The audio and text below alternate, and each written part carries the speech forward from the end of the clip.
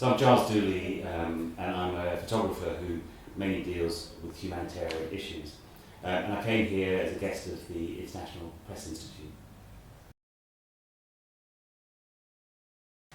So at the moment I'm working on a long-term project, looking at the long-term impact of conflict on communities all around the world.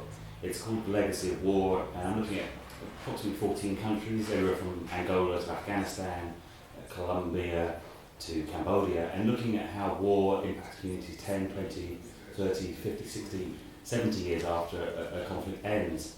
And that's everything from the psychological trauma to the living remnants of war, so landmines and unexploded ordnance, but also more complex issues about immigration, refugees, etc.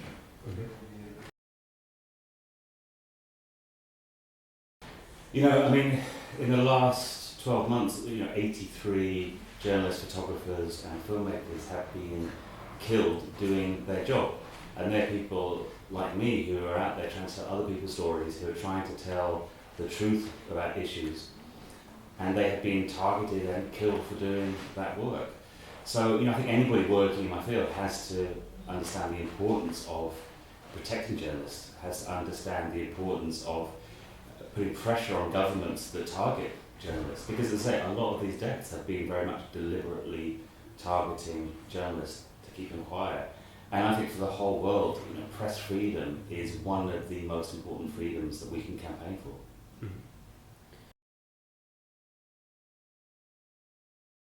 I never call myself a photojournalist because I think there is certain responsibilities to be fair maybe with what you're doing. I kind of see myself as more of an activist with a camera.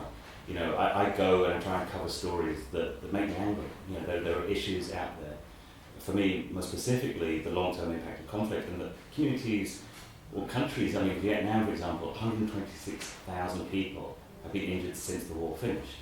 In Laos, people are still dying every day from bombs that were dropped on that country in the 1970s. In Angola, people are still dying from landmines every day.